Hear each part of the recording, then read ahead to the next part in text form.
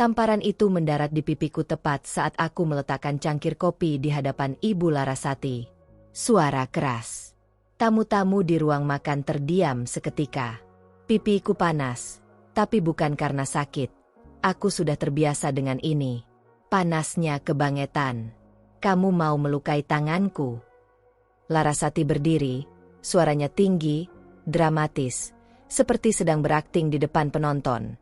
7 pasang mata menatapku. Tidak ada yang membela. Tidak ada yang bertanya. Aku menunduk. Maaf, Bu. Kata itu keluar otomatis, seperti refleks yang sudah tertanam dalam tulangku. Tapi di dalam dada, ada sesuatu yang bergetar. Bukan kesedihan. Amarah yang membeku.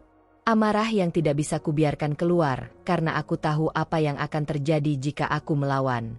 Larasati melempar serbet ke arahku. Bersihkan sekarang. Dan jangan muncul lagi sampai kamu belajar cara melayani dengan benar. Aku mengambil serbet itu dari lantai. Marmer putih ini, marmer yang dipilih ayahku 20 tahun lalu, sekarang harus kubersihkan dengan lutut menyentuh dinginnya permukaan. Aku menoleh sekilas ke arah Adi Pratama. Suamiku duduk tenang. Lengannya memeluk bahu Kinara yang sedang hamil 7 bulan. Dia tidak menatapku. Bahkan tidak berkedip. Aku berdiri, membawa cangkir kopi yang masih mengepul itu ke dapur. Tanganku gemetar. Bukan karena takut, tapi karena aku harus menahan seluruh tubuhku agar tidak melempar cangkir ini ke lantai. Di dapur, aku berdiri di depan wastafel, menatap pantulanku di jendela kaca. Wajahku pucat. Seragam biru muda ini, seragam pembantu yang Larasati paksa aku kenakan sejak dia pindah ke rumah ini 6 bulan lalu, terlihat ketat di bahuku. Aku tidak pernah membayangkan hidupku akan seperti ini. 5 tahun menikah dengan Adi Pratama. 5 tahun aku pikir kami membangun masa depan bersama. Ternyata yang dibangun hanya penjara untukku. Kinara masuk ke dapur. Perutnya besar. Langkahnya pelan. Dia tersenyum. Senyum yang selalu membuatku muak karena terlalu manis. Terlalu dibuat-buat. Mbak, tolong buatkan jus alpukat. Pakai madu. Jangan gula. Dan es batunya jangan terlalu banyak. Nanti bayiku kedinginan. Mbak. Dia memanggilku Mbak. Padahal aku istri sah kakaknya. Padahal usiaku hanya 3 tahun lebih tua darinya. Aku mengangguk. Baik. Dia berdiri di sampingku, mengelus perutnya dengan gerakan lembut, teatrikal. Aku bersyukur punya kakak ipar seperti kamu. Mbak, mau ngurusin semua kebutuhan keluarga tanpa ngeluh. Mama bilang, perempuan itu harus tahu posisinya. Kamu udah nunjukin itu dengan baik. Aku memutar blender. Suara mesin itu cukup keras untuk menenggelamkan apapun yang ingin kukatakan. Kinara tetap berdiri di sana, seolah menunggu responku, tapi aku tidak memberinya apa-apa. Ketika blender berhenti, aku menuang jus ke dalam gelas tinggi, menambahkan sedotan, dan menyerahkannya padanya tanpa menatap matanya. Terima kasih, Mbak. Dia pergi dengan langkah pelan, seperti ratu yang baru saja menerima persembahan. Malam itu, setelah semua tamu pulang, setelah dapurku bersihkan, setelah piring-piringku cuci hingga tidak ada noda tersisa, aku berjalan menuju kamar utama di lantai 2. Kamar yang dulu aku tiduri bersama Adi Pratama. Kamar dengan jendela besar menghadap taman belakang, tempat ayah dulu menanam pohon mangga. Tapi sebelum tanganku menyentuh kenop pintu, Larasati keluar dari kamar tamu di sebelahnya. Mau kemana? Aku berbalik. Ke kamar, Bu. Kamar pembantu di bawah. Kamu lupa. Suaranya datar, tapi ada ancaman di baliknya. Adi Pratama butuh istirahat. Kinara juga. Mereka nggak mau diganggu sama orang yang kerjaannya cuma bikin masalah. Istirahat. Kata itu terdengar asing ketika ditujukan pada suamiku yang tidur nyenyak sementara aku mengepel lantai hingga tengah malam. Aku ingin berteriak. Ingin mengatakan bahwa ini rumahku. Bahwa nama di sertifikat tanah adalah namaku, bukan milik Larasati, bukan milik Adi Pratama, dan apalagi bukan milik Kinara. Tapi aku diam. Aku sudah belajar bahwa berteriak tidak mengubah apapun di rumah ini. Baik, Bu. Aku berbalik, turun tangga, dan berjalan menuju kamar pembantu di belakang dapur. Ruangan sempit dengan kasur tipis dan bantal tanpa sarung. Bau lembab menyeruak ketika aku membuka pintu. Tidak ada jendela. Hanya ventilasi kecil di dekat plafon. Aku berbaring di kasur itu, menatap langit-langit yang retak. Tubuhku lelah, tapi pikiranku sangat jernih. Jernih dengan cara yang menakutkan. Karena untuk pertama kalinya dalam 6 bulan ini, aku tidak merasa sedih. Aku tidak menangis. Aku hanya berbaring di sana, menghitung setiap penghinaan, setiap tamparan, setiap kata kasar yang mereka lempar padaku. Dan aku mulai bertanya pada diriku sendiri, berapa lama lagi aku akan membiarkan ini terjadi?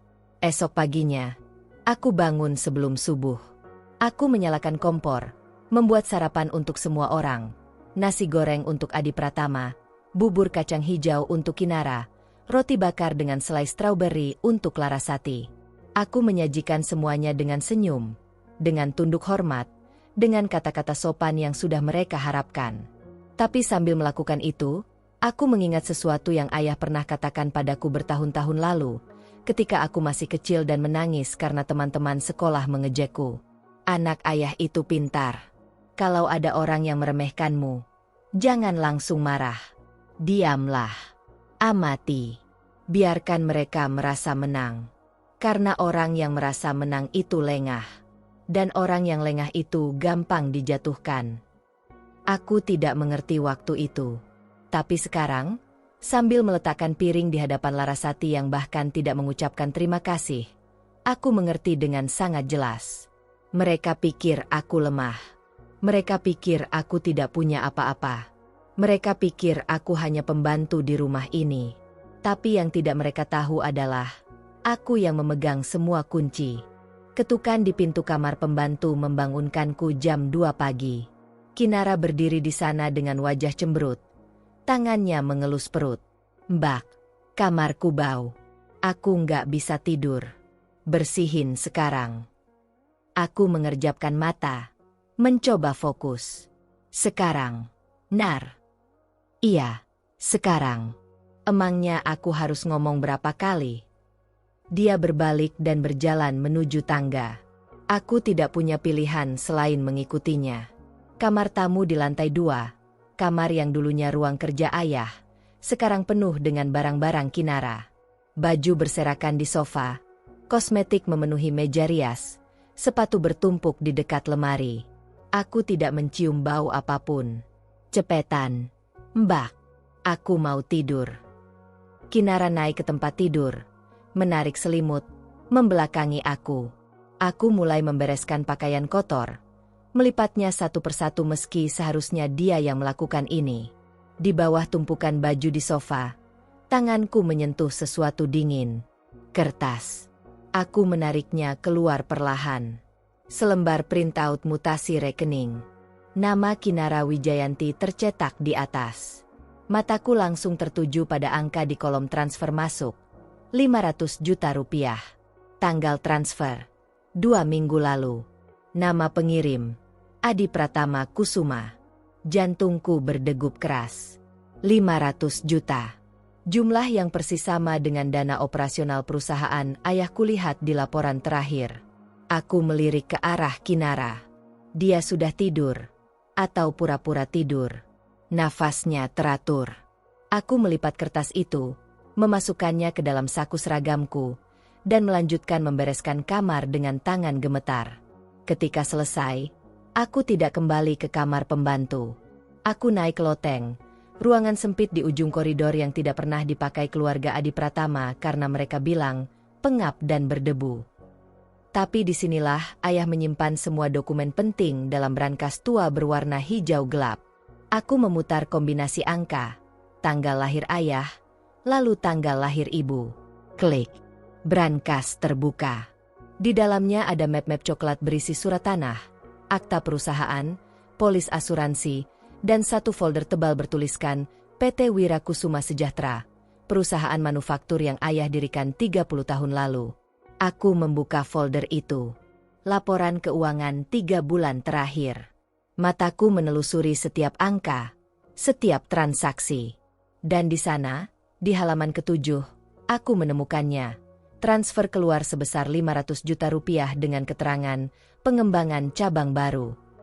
Tidak ada lampiran proposal. Tidak ada tanda tangan persetujuan Dewan Direksi. Hanya tanda tangan Adi Pratama sebagai direktur utama. Posisi yang dia dapat karena menikahiku. Posisi yang ayah berikan karena percaya Adi Pratama akan menjaga perusahaan keluarga ini. Aku membalik halaman berikutnya. Transfer lain, 300 juta, 2 bulan lalu. 150 juta, sebulan lalu. Semua dengan keterangan samar. Semua hanya dengan tanda tangan Adi Pratama. Dadaku sesak. Ini bukan sekadar pengkhianatan pernikahan. Ini pencurian. Pencurian terencana dari pewaris sah perusahaan ayah. Aku mengambil ponsel dari saku, memotret setiap halaman dokumen. Cahaya layar menerangi wajahku di ruangan gelap itu. Tanganku tidak gemetar lagi. Sesuatu di dalam diriku berubah. Dari korban menjadi pemburu. Setelah selesai, aku membuka laptop lama ayah yang masih tersimpan di loteng. Butuh 10 menit untuk menyalakannya. Layar biru menyala, meminta password. Aku mengetik nama ibu. Salah. Aku mencoba nama lengkapku. Benar. File-file perusahaan terbuka di depanku. Aku mengklik folder. Transaksi 2024. Ada puluhan transfer mencurigakan. Semuanya ke rekening atas nama Kinara Wijayanti atau rekening asing yang tidak kukenal. Total jumlahnya mencapai miliaran rupiah. Miliaran. Uang yang seharusnya untuk operasional pabrik, gaji karyawan, dan pengembangan bisnis. Semuanya mengalir ke kantong adik ipar dan entah siapa lagi. Aku mendownload semua file ke flash disk yang kutemukan di laci. Prosesnya lambat. Setiap detik terasa seperti jam. Aku terus melirik ke pintu, takut ada yang datang. Ketika selesai, aku membuka folder lain, dokumen legal. Di sana ada scan sertifikat tanah rumah ini. Namaku tertulis jelas sebagai pemilik tunggal, warisan langsung dari ayah sesuai surat wasiat. Tapi ada dokumen lain di bawahnya. Surat kuasa. Tertanggal 6 bulan lalu, tepat setelah Larasati pindah ke rumah ini. Surat itu memberi wewenang pada Adi Pratama untuk mengelola, menjual, atau mengalihkan properti atas namaku. Di bagian bawah ada tanda tanganku. Tapi aku tidak pernah menandatangani surat ini. Aku memperbesar gambar. Tanda tangan itu mirip, sangat mirip, tapi goresan huruf S di nama belakangku terlalu melengkung. Aku selalu membuat huruf S dengan garis lurus di bagian atas. Pemalsuan. Tanda tangan palsu untuk mencuri rumahku sendiri. Aku menutup laptop dengan keras. Napas kembali ke paru-paruku dengan kasar. Kepala berputar tapi pikiranku sangat jernih sekarang. Jernih dengan cara yang mengerikan.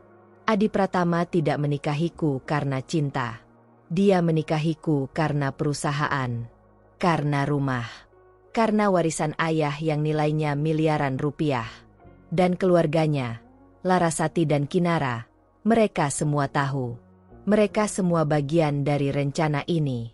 Aku mengambil flash disk, memasukkannya ke dalam sakuku bersama printout rekening Kinara. Bukti-bukti ini harus kuamankan. Tapi aku butuh lebih dari sekadar bukti. Aku butuh rencana. Aku turun dari loteng dengan langkah pelan, melewati kamar utama di mana Adi Pratama tidur nyenyak. Pintunya sedikit terbuka. Aku bisa melihat siluetnya di bawah selimut tebal. Dulu pemandangan itu membuatku merasa aman. Sekarang hanya membuatku mual. Di kamar pembantu, aku berbaring di kasur tipis dengan mata terbuka. Tidak ada cara aku bisa tidur setelah menemukan semua ini. Otakku bekerja, menyusun strategi, mengingat nama-nama orang yang bisa kupercaya. Baskara Wijanarko, pengacara kepercayaan ayah. Pria yang menangani semua urusan legal perusahaan sejak aku masih kecil. Terakhir kali kami bicara adalah saat pemakaman ayah 3 tahun lalu. Dia memberiku kartu namanya, berkata, "Kalau ada apa-apa, hubungi saya." Aku bangkit, mencari kartu nama itu di dalam tas hit kecil yang kusimpan di bawah kasur. Masih ada. Nomor teleponnya tercetak di bawah nama. Jam menunjukkan pukul 3:30. Terlalu pagi untuk menelepon. Tapi aku mengirim pesan singkat. "Pak Baskara, ini saya.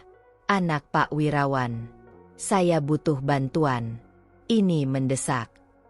Aku menekan tombol kirim. Tidak ada jalan kembali sekarang.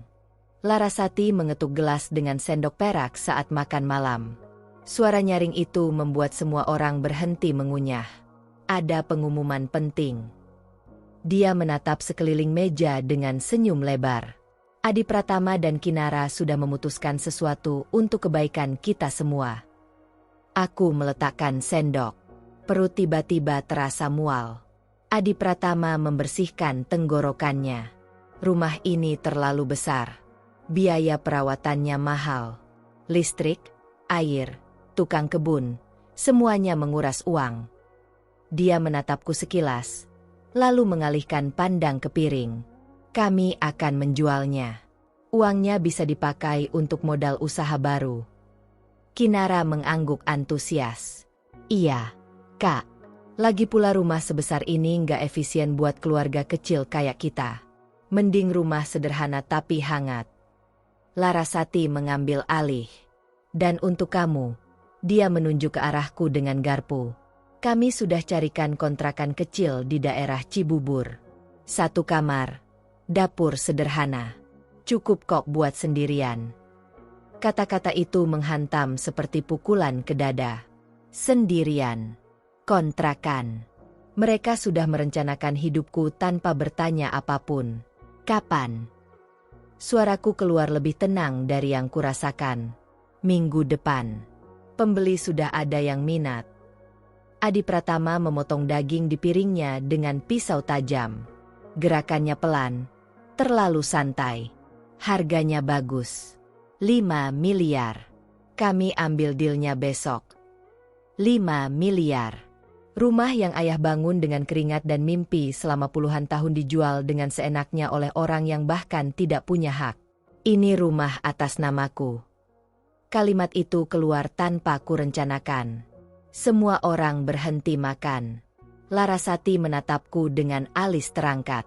"Apa kamu bilang?" Aku menegakkan punggung. "Sertifikat rumah ini atas namaku. Warisan langsung dari ayah."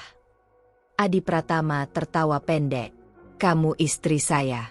Artinya rumah ini juga hak saya. Dalam pernikahan, semua jadi harta bersama." "Tapi..." "Sudah."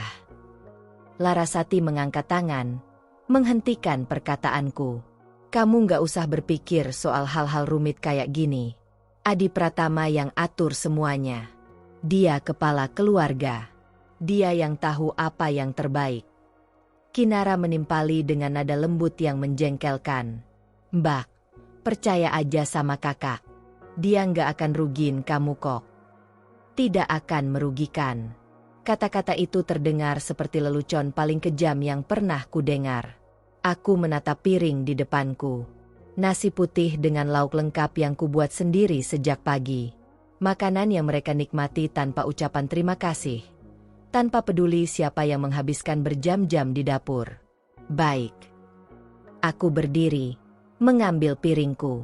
Aku izin ke kamar. Tidak ada yang mencegah. Bahkan tidak ada yang peduli. Di kamar pembantu, aku mengunci pintu dan mengeluarkan ponsel. Pesan dari Baskara sudah masuk sejak pagi, tapi baru kubaca sekarang. "Temui saya besok pukul 10 pagi di kantor. Jangan bawa siapa-siapa." Aku mengetik balasan cepat. "Baik, Pak. Terima kasih." Tanganku masih gemetar saat meletakkan ponsel. Tapi ini bukan gemetar ketakutan. Ini kemarahan yang sudah tidak bisa kutahan lagi. Mereka sudah merencanakan segalanya. Menjual rumahku. membuangku ke kontrakan, menguras perusahaan ayah sampai habis. Dan mereka melakukannya sambil duduk di meja makan, menikmati makanan yang kubuat, di rumah yang ingin mereka curi. Aku membuka flash disk, memeriksa semua file yang kunduh semalam. Bukti transfer, dokumen palsu, catatan keuangan perusahaan. Semuanya masih ada, tersimpan rapi dalam folder digital. Tapi aku butuh lebih dari ini. Aku butuh kesaksian. Aku butuh jejak yang tidak bisa mereka sangkal di pengadilan.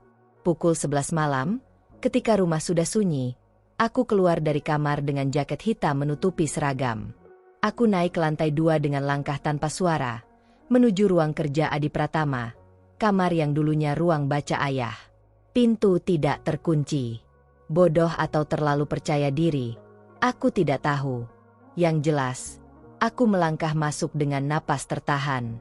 Laptop Adi Pratama terbuka di meja kerja. Layar menyala dengan screensaver foto pernikahan kami 5 tahun lalu.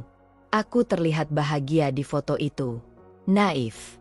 Tidak tahu bahwa pria di sampingku sudah merencanakan kehancuranku sejak awal. Aku menyentuh mousepad. Layar berubah, menampilkan desktop. Tidak ada password. Terlalu mudah.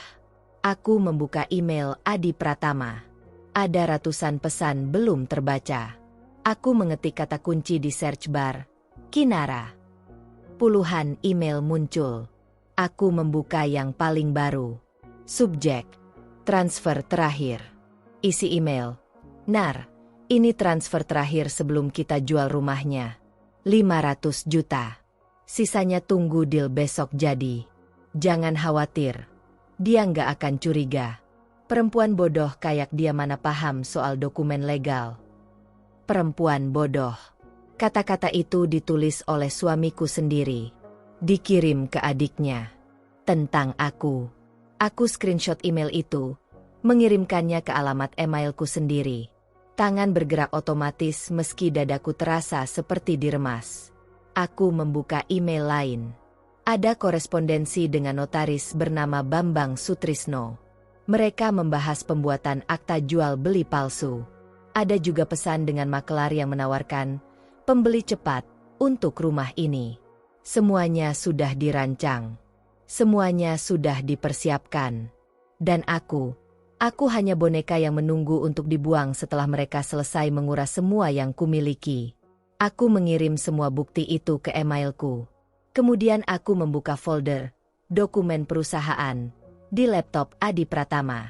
Ada proposal palsu, laporan keuangan yang dimanipulasi, bahkan rencana untuk memindahkan kepemilikan saham perusahaan ke nama Kinara secara bertahap. Pintu tiba-tiba terbuka. Aku membeku. Adi Pratama berdiri di ambang pintu dengan wajah mengantuk. Matanya melebar ketika melihatku. Lagi ngapain di sini? Aku menutup laptop dengan cepat. Aku cari buku. Buku resep lama milik ayah. Dia melangkah masuk, menatapku dengan curiga. Buku resep? Di ruang kerja saya. Maaf, aku salah kamar. Aku berjalan menuju pintu, tapi dia menghalangi jalan. Kamu buka laptop saya? Tidak. Bohong itu keluar terlalu cepat. Adi Pratama meraih laptopnya, membuka email. Matanya menyipit membaca daftar pesan. Aku tidak tahu apakah dia sadar ada yang dikirim atau tidak. Detik-detik itu terasa seperti berjam-jam. Keluar. Suaranya datar, dingin. Sekarang. Aku keluar dengan kaki gemetar. Pintu dibanting keras di belakangku. Di kamar pembantu, aku memeriksa email. Semua bukti sudah terkirim. 53 attachment. Semuanya terupload sempurna sebelum Adi Pratama masuk tadi. Aku berbaring di kasur, memeluk ponsel di dada. Besok aku akan bertemu Baskara. Besok aku akan mulai melawan. Tapi malam ini, aku harus pura-pura tidak tahu apa-apa. Harus pura-pura tetap jadi istri bodoh yang mereka kira aku adalah. Kantor Baskara ada di lantai 12 gedung tua di kawasan Sudirman. Aku datang pukul 10 tepat dengan tas berisi flash disk dan semua printout bukti yang kukumpulkan. Resepsionis mengantar aku ke ruangan bercat putih dengan jendela besar menghadap jalanan macet di bawah. Baskara duduk di balik meja kayu gelap. Rambutnya sudah memutih di pelipis. Dia berdiri ketika melihatku masuk. Duduklah. Dia menunjuk kursi di hadapannya. Tidak ada basa-basi. Aku menyerahkan flash disk. Ini semua bukti yang saya temukan. Transfer uang perusahaan ke rekening Kinara. Dokumen surat kuasa palsu atas nama saya. Email Adi Pratama dengan notaris yang merencanakan penjualan rumah. Baskara memasukkan flash disk ke laptopnya. Matanya bergerak cepat membaca file demi file. Wajahnya tidak berubah, tapi rahangnya mengeras. Berapa lama kamu tahu soal ini? 3 hari. Dia menutup laptop. Ada yang perlu kamu tahu sebelum kita lanjut. Nada suaranya berubah. Lebih berat. Ada sesuatu di sana yang membuatku ingin lari dari ruangan ini. 5 tahun lalu, ayahmu menghubungiku. Baskara membuka laci, mengeluarkan map coklat tebal. Dia bilang kondisi kesehatannya memburuk. Kanker pankreas stadium 3. Dokter memperkirakan dia hanya punya 6 bulan. Aku tahu cerita ini. Ayah meninggal 7 bulan setelah diagnosis. Saat itu, ayahmu khawatir tentangmu. Kamu baru saja bertunangan dengan Adi Pratama. Pernikahan direncanakan 2 bulan kemudian. Baskara membuka map itu.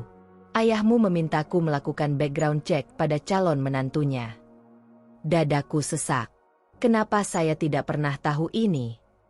Karena hasilnya keluar seminggu setelah ayahmu meninggal. Dan kamu baru saja jadi janda baru menikah 3 bulan.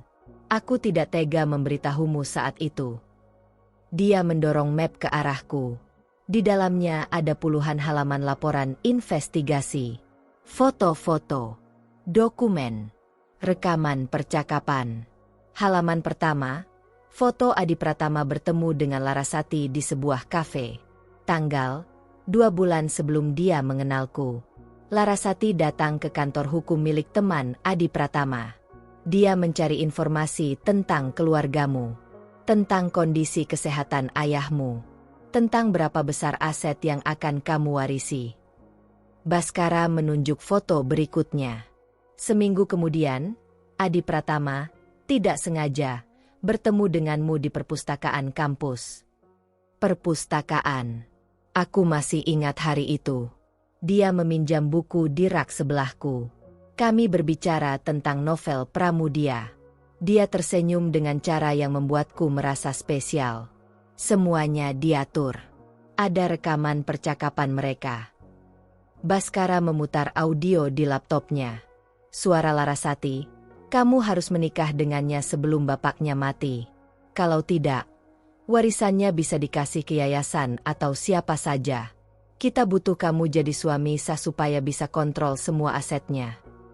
Suara Adi Pratama. Tapi Bu, ini kelewatan. Suara Larasati. Kelewatan? Kamu pikir biaya hidupmu selama ini dari mana? Utang keluarga kita ke bank berapa miliar? Ini satu-satunya jalan.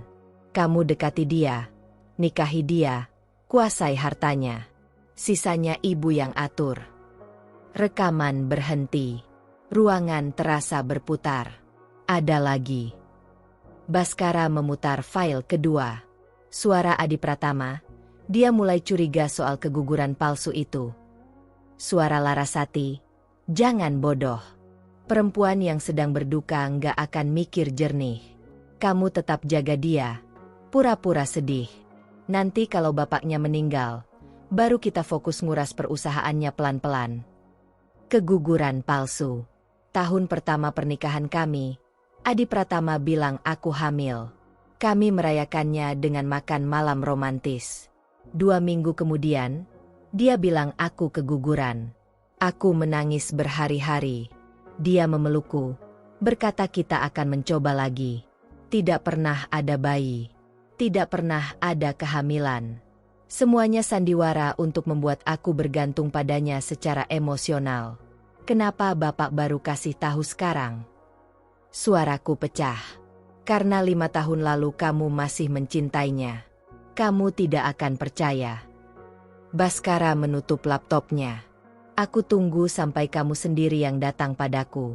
Sampai kamu sendiri yang menemukan kebenaran. Aku menatap map di tanganku. Halaman demi halaman bukti bahwa hidupku selama 5 tahun terakhir adalah kebohongan terencana. Setiap kata sayang, setiap pelukan, setiap janji, semuanya skenario dari perempuan yang sekarang memerintahku seperti pembantu. Pernikahan kami sah secara hukum. Sah. Tapi menikah dengan niat menipu untuk menguasai harta adalah fraud. Bisa dibatalkan. Bisa dituntut secara pidana. Aku menarik napas panjang. Udara terasa tajam di paru-paru. Saya mau mereka dihukum. Semuanya. Tidak ada yang terlewat. Baskara mengangguk pelan. Kita akan mulai dengan pembekuan aset. Aku akan ajukan surat ke pengadilan hari ini. Semua rekening atas nama Adi Pratama dan Kinara yang terkait dengan perusahaanmu akan diblokir. Mereka tidak bisa transfer atau tarik uang. Mereka akan curiga. Biarkan mereka curiga. Baskara membuka laptop lagi, mulai mengetik. Kita punya cukup bukti untuk tuntutan pidana, pemalsuan dokumen, penggelapan, dan fraud pernikahan. Kalau ini masuk pengadilan, mereka bisa dapat hukuman 5-15 tahun. 15 tahun. Angka itu terdengar terlalu ringan untuk menggambarkan apa yang mereka lakukan padaku. Ada satu hal lagi. Baskara berhenti mengetik. Rumahmu. Mereka sudah jadwalkan tanda tangan akta jual beli besok dengan pembeli. Notarisnya bernama Bambang Sutrisno. Dia punya reputasi buruk, sering bantu transaksi ilegal. Kalau akta itu ditandatangani dengan tanda tanganmu yang dipalsukan, rumahmu resmi berpindah tangan. Bagaimana kita hentikan itu? Aku akan kirim surat somasi ke notaris itu hari ini. Ancam dia dengan laporan ke ikatan notaris dan polisi kalau dia lanjutkan transaksi. Biasanya mereka langsung mundur. Baskara menatapku tajam. Tapi kamu harus siap. Begitu surat itu sampai, Adi Pratama akan tahu kamu sudah bergerak. Mereka akan balik menyerang. Aku menggenggam map di tanganku. Saya sudah siap. Kamu yakin? Ini bukan perkara mudah. Mereka akan coba manipulasi kamu lagi. Akan bilang ini semua kesalahpahaman. Akan janji berubah. Saya tidak peduli lagi dengan janji mereka. Suaraku keluar datar. Dingin. Saya cuma mau mereka membayar. Baskara tersenyum tipis. Bagus. Karena kita akan pastikan mereka membayar setiap sen yang mereka curi, setiap kebohongan yang mereka bangun, dan setiap penghinaan yang kamu terima. Aku berdiri. Kaki terasa lebih kuat sekarang. Seperti ada fondasi baru yang tumbuh di bawahku. Pak Baskara, satu pertanyaan terakhir. Aku menatapnya langsung. Ayah tahu soal investigasi Bapak terhadap Adi Pratama sebelum meninggal? Baskara diam sebentar. Tidak. Hasilnya keluar terlambat. Tapi di hari terakhirnya, ayahmu bilang sesuatu padaku. Kalau anakku butuh bantuan, tolong lindungi dia. Jangan biarkan siapapun merampas apa yang jadi haknya. Air mata turun tanpa kusadari. Bukan karena sedih, tapi karena ayah, bahkan di saat-saat terakhirnya, sudah memikirkan perlindungan untukku. Terima kasih, Pak. Aku keluar dari kantor itu dengan map coklat di tas. Bukti-bukti di dalamnya bukan hanya soal uang atau properti. Ini bukti bahwa 5 tahun hidupku adalah penipuan paling keji yang pernah ada. Tapi penipuan itu akan berakhir. Aku akan pastikan mereka semua jatuh. Satu persatu. Adi Pratama menelepon pukul 3 pagi. Kinara melahirkan. Kamu harus ke rumah sakit sekarang. Aku tidak bertanya kenapa aku harus datang. Aku hanya mengenakan jilbab dan pergi.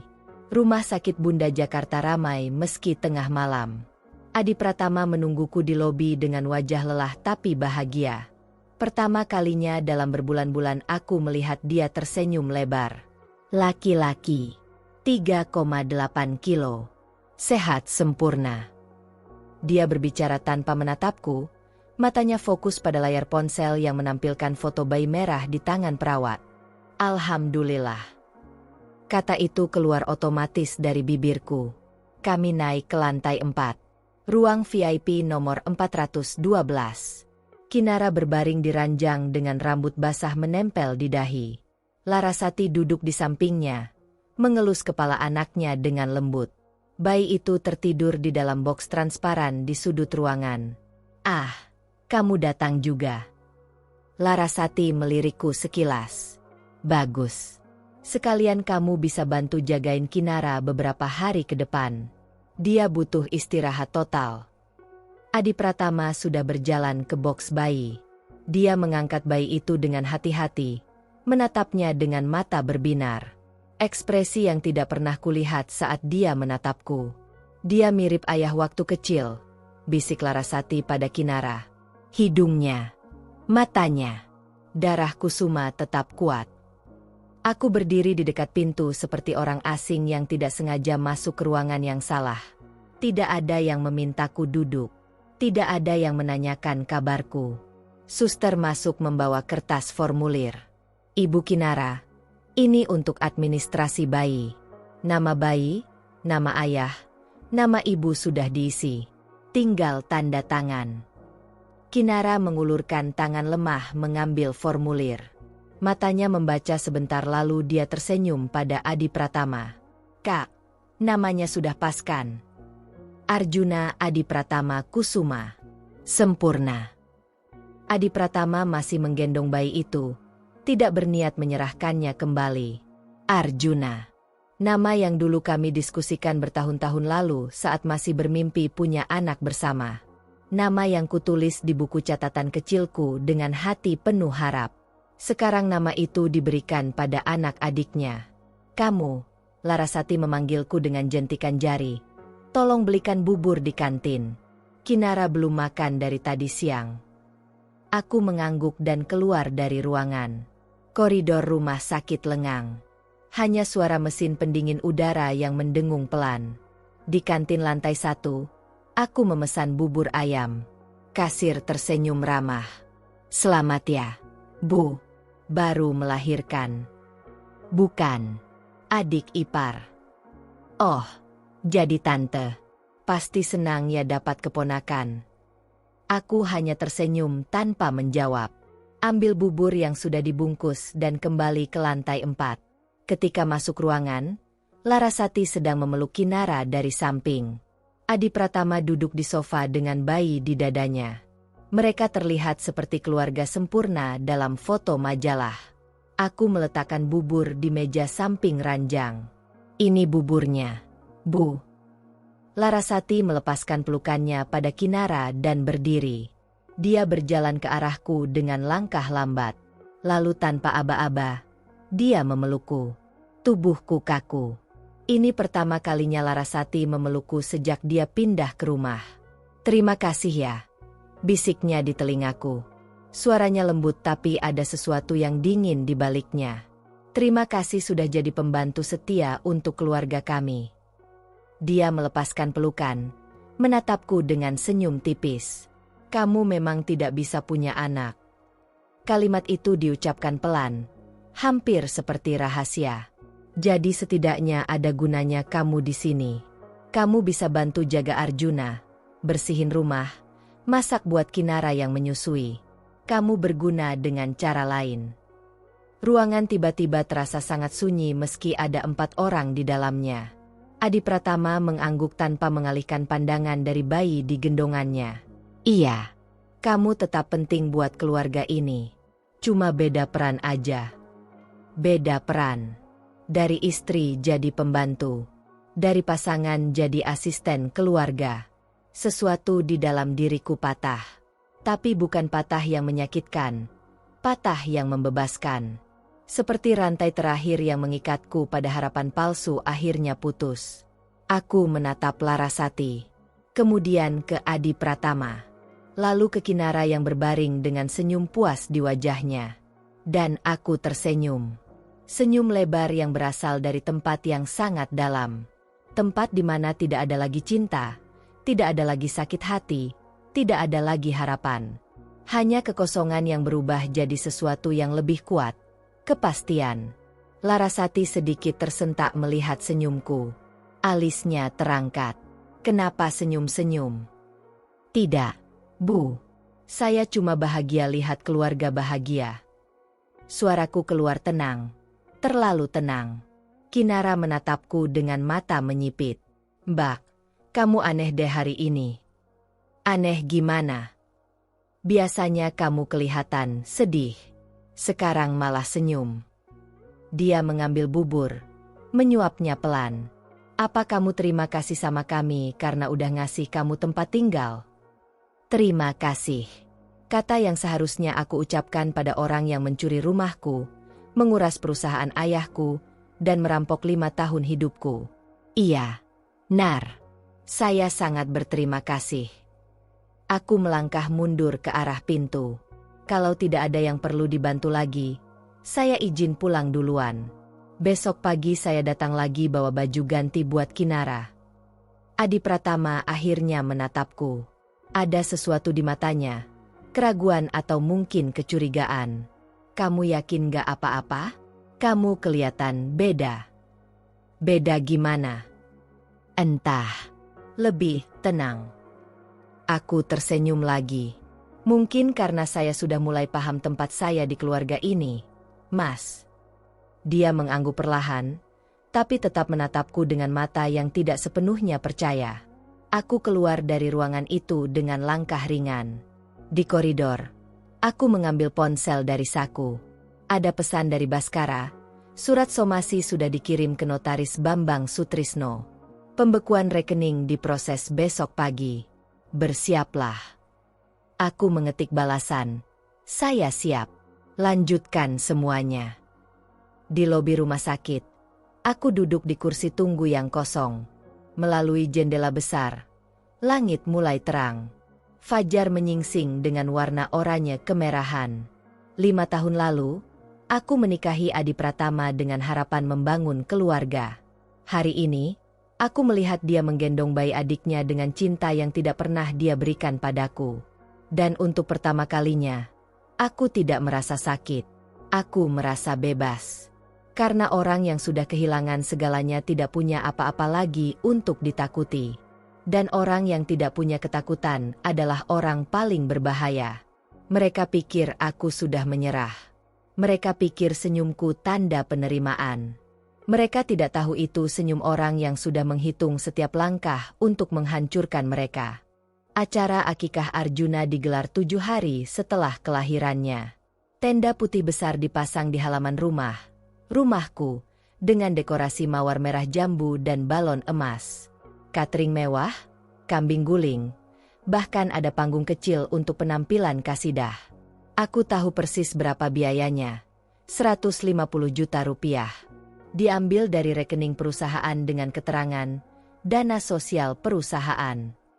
Larasati berdiri di depan pintu menyambut tamu dengan kebaya hijau zamrud. Kinara duduk di pelaminan dengan Arjuna di pangkuannya, tersenyum pada setiap orang yang datang memberi amplop. Adi Pratama berkeliling dengan kemeja batik, berjabat tangan dengan para tamu seperti tuan rumah sejati. Aku melayani minuman di meja sudut. Seragam pembantu biru muda. Tunduk hormat setiap kali tamu meminta sesuatu. Mbak, es tehnya kurang manis. Seorang tamu perempuan menyodorkan gelas padaku. Maaf, Bu. Saya buatkan lagi. Aku mengambil gelas itu dan berjalan ke dapur. Di sana, aku melihat jam dinding. Pukul 10:15 menit. Tepat waktu. Aku mengeluarkan ponsel dari saku, mengetik 1 kalimat ke Baskara. Mereka semua di sini. Balasan datang 3 detik kemudian. Tim sudah dalam perjalanan. 5 menit lagi. Aku membuat es teh baru, menambahkan gula ekstra, dan kembali ke halaman. Memberikan gelas pada tamu yang tadi komplain. Dia menyeruput, mengangguk puas, lalu kembali mengobrol dengan tamu lain. 3 mobil hitam memasuki halaman. Bukan tamu biasa, mobil dinas dengan plat merah. Pintu terbuka. 6 orang turun, 4 polisi berseragam, 1 jaksa dengan jas hitam, dan Baskara. Musik kasidah terhenti. Semua mata tertuju pada rombongan itu. Larasati melangkah maju dengan senyum dipaksakan. Maaf, bapak-bapak salah alamat kayaknya. Ini acara keluarga. Jaksa itu membuka map coklat. Ibu Larasati Kusuma. Senyum Larasati memudar. Iya, ada apa? Saya jaksa penuntut umum Andi Setiawan. Anda, Adi Pratama Kusuma, dan Kinara Wijayanti diminta hadir untuk pemeriksaan terkait dugaan pemalsuan dokumen, penggelapan dana perusahaan, dan tindak pidana penipuan pernikahan. Suaranya keras, jelas, terdengar sampai ujung tenda. Tamu-tamu mulai berbisik. Adi Pratama berjalan cepat dari kerumunan. Pak, ada kesalahpahaman. Kita bisa bicarakan ini di dalam. Tidak ada kesalahpahaman, Pak Adi Pratama. Polisi mengeluarkan borgol. Anda berhak didampingi pengacara. Silakan ikut kami sekarang. Kinara berdiri dari pelaminan, masih menggendong Arjuna. Suaranya naik 1 oktav. Kakak kenapa? Ada apa ini? Baskara melangkah maju, menatap langsung ke arahku. Nyonya Wiranti, tolong kesini sebentar. Nyonya Wiranti, bukan Mbak. Bukan nama kecil. Nama lengkapku diucapkan dengan hormat di depan semua orang. Aku melepas celemek pembantu. Di baliknya, aku mengenakan blazer hitam yang kusimpan sejak pagi. Aku berjalan melewati tamu-tamu yang terdiam, melewati Larasati yang menatapku dengan mata membulat, melewati Adi Pratama yang wajahnya berubah pucat. Baskara menyerahkan selembar dokumen padaku. Silakan dibacakan. Aku mengambil kertas itu. Tangan tidak gemetar. Suara keluar jelas, keras, memenuhi seluruh halaman. Surat penetapan Pengadilan Negeri Jakarta Selatan nomor 312-P-2025 menyatakan bahwa Wiranti Saraswati adalah pemilik tunggal sah atas properti Jalan Pejaten Raya nomor 23, serta pemegang saham mayoritas 100% PT Wira Kusuma Sejahtera. Segala transaksi yang dilakukan tanpa persetujuan tertulis Nyonya Wiranti Saraswati dinyatakan tidak sah dan dapat diproses secara hukum. Aku melipat kertas itu, menatap satu persatu wajah mereka. Larasati mundur selangkah. Wajahnya pucat seperti kain kafan. Kamu. Saya apa, Bu? Suaraku tenang. Saya yang bodoh? Saya yang tidak tahu apa-apa? Saya yang cuma pembantu di rumah sendiri? Kinara menitikkan air mata. Mbak, ini pasti salah paham.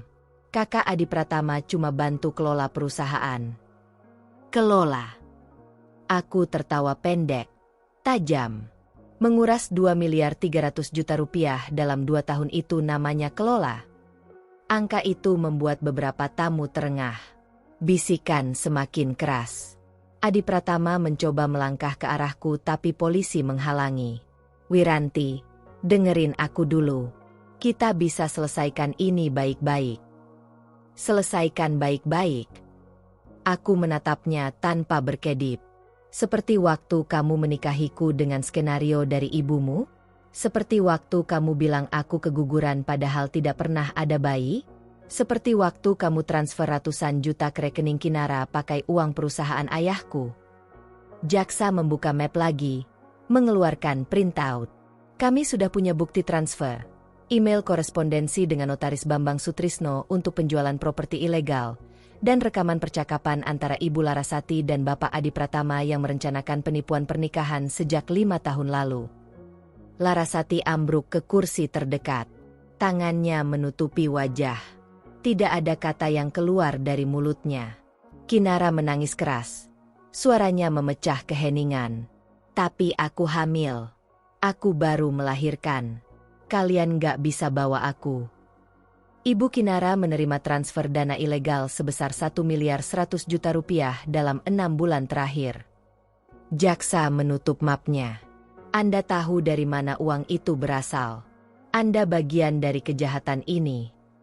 Polisi mulai memasang borgol di tangan Adi Pratama. Dia tidak melawan. Hanya menatapku dengan mata yang kusulitkan untuk dijelaskan. Syok, ketakutan, dan mungkin sedikit rasa bersalah yang terlambat 5 tahun. Wiranti. Suaranya serak. Ini tidak harus seperti ini. Tidak harus seperti ini. Aku melangkah lebih dekat. Kamu benar. Ini tidak harus terjadi kalau kamu tidak mencuri. Kalau ibumu tidak merencanakan pernikahanmu denganku demi uang. Kalau kalian tidak memperlakukanku seperti sampah di rumah milikku sendiri. Borgol terpasang di tangannya. Bunyi klik logam terdengar keras. Polisi berikutnya mendekati Larasati. Dia tidak bergerak. Hanya duduk dengan pandangan kosong.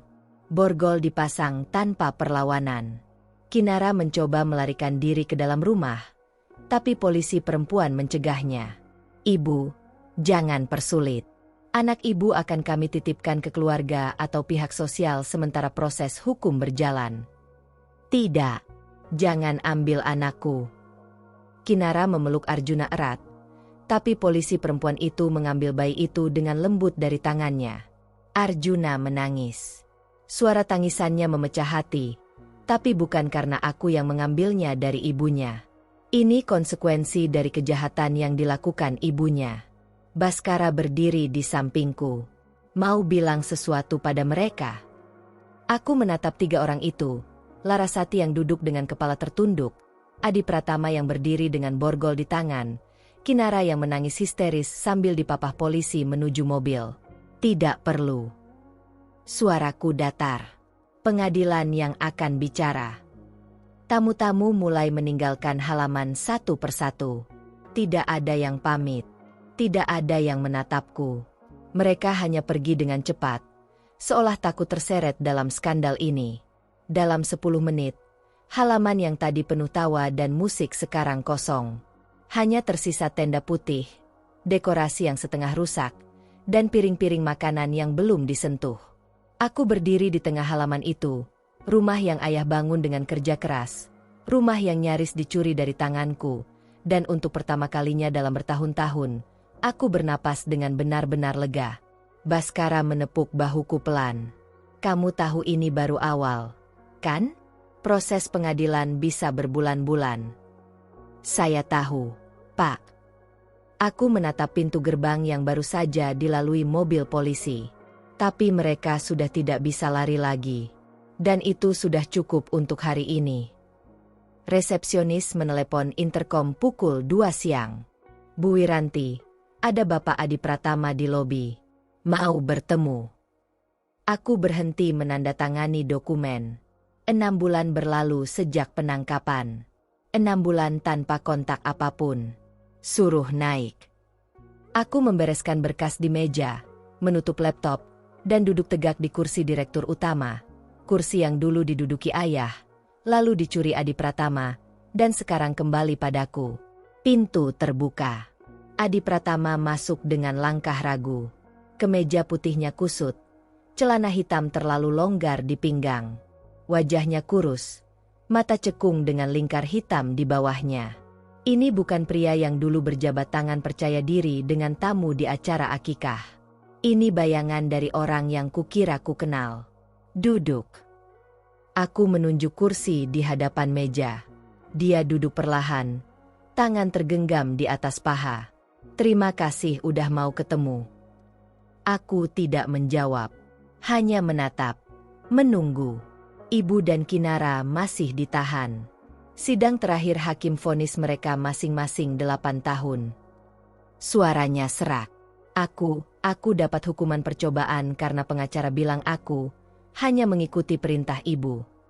Tapi semua harta keluarga dijual buat bayar denda dan biaya pengacara. 8 tahun.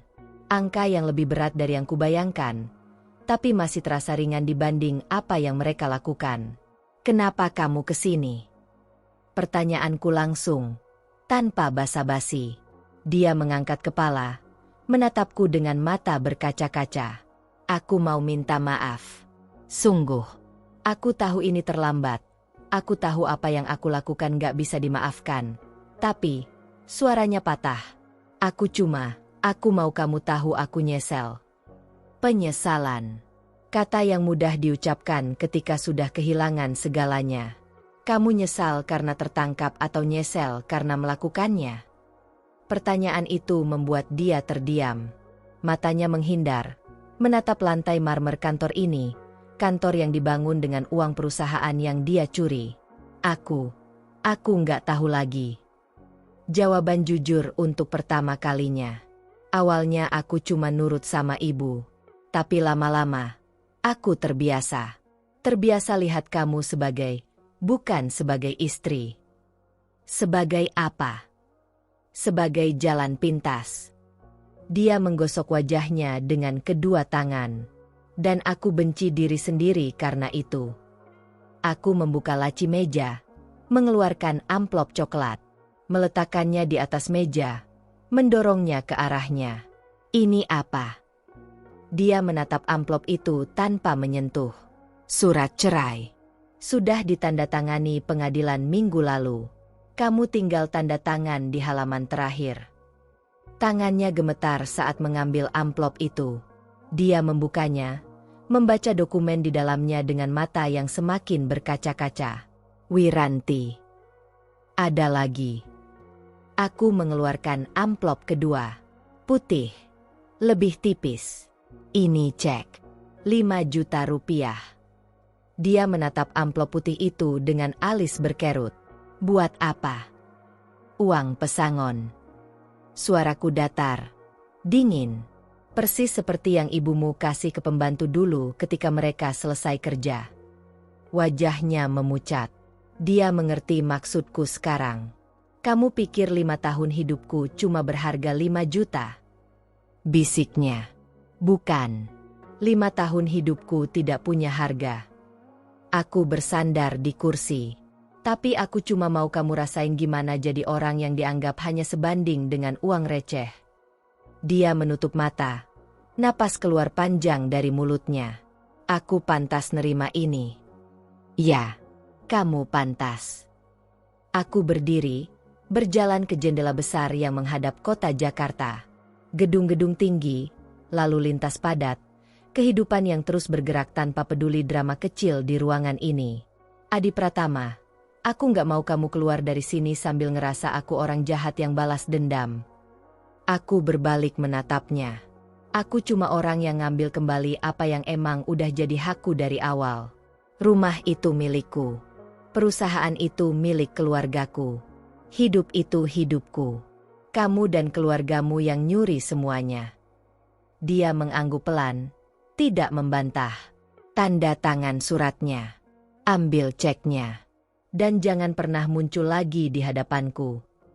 Adi Pratama mengambil pena dari meja, membuka surat cerai ke halaman terakhir. Tangannya gemetar saat menandatangani. Tinta hitam meninggalkan jejak di kertas putih. Tanda resmi berakhirnya pernikahan yang tidak pernah benar-benar ada sejak awal. Dia melipat surat itu kembali, memasukkannya ke amplop. Mengambil amplop putih berisi cek. Berdiri dengan gerakan lambat seperti orang yang baru bangun dari sakit panjang. Sebelum aku pergi, bisiknya, aku cuma mau kamu tahu satu hal. Aku menatapnya tanpa berkata apa-apa.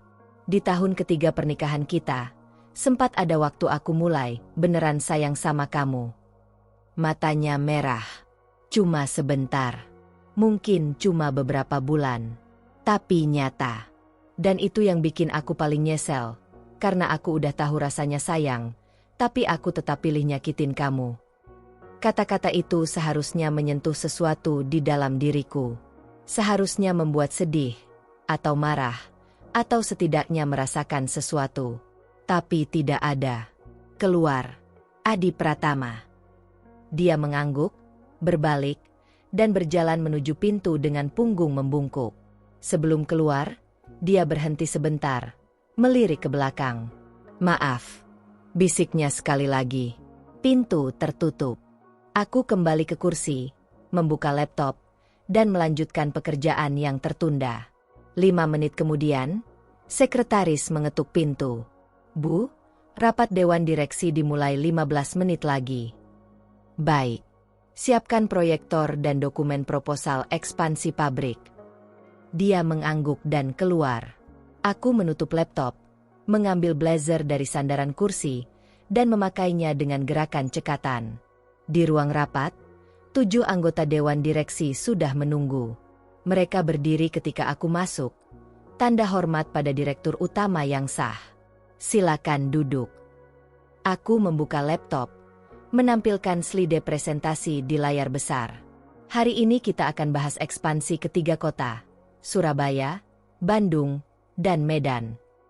Rapat berjalan 2 jam. Diskusi tentang proyeksi profit, risiko investasi, dan strategi pemasaran.